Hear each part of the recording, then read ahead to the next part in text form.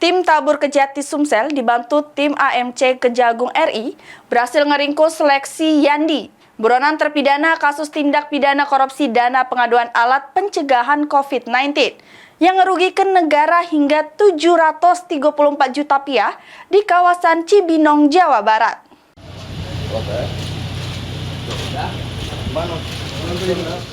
Dengan tertunduk lesu, buronan Leksi Yandi, terpidana kasus tindak pidana korupsi dana pengaduan alat pencegahan COVID-19 yang merugikan negara hingga 734 juta rupiah, akhirnya ditangkap tim Tabur Kejati Sumsel dibantu tim AMC Kejagung RI. Terpidana ditangkap pada Selasa 4 Februari 2025 di pom bensin Pondok Rakep Cibinong, Jawa Barat pas nak ngisi bahan bakar minyak.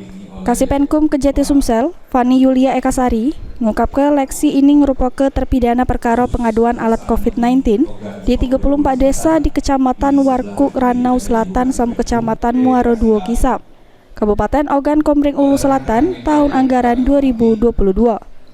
Terpidana melanggar pasal 3, junto pasal 18 Undang-Undang Nomor 31 Tahun 1999 tentang pemberantasan tindak pidana korupsi. Selain itu, terpidana ini juga dihukum pidana penjara selama 8 tahun, sama denda sebesar 400 juta rupiah.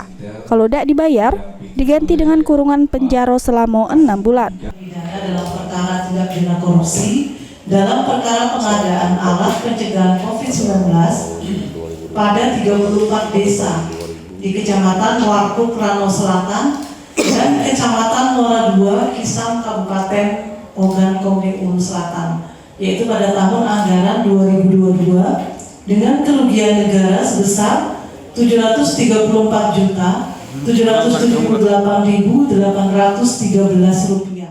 Terpidana Leksi Yandi ini dimasuk ke jero daftar pencarian uang kurang lebih selama setahun 6 bulan. Atas permintaan dari Kajari Oku Selatan, selanjutnya terpidana langsung dilakukan penahanan di Rutan Pak Jo, Palembang. Heru Wahyudi, PAL TV.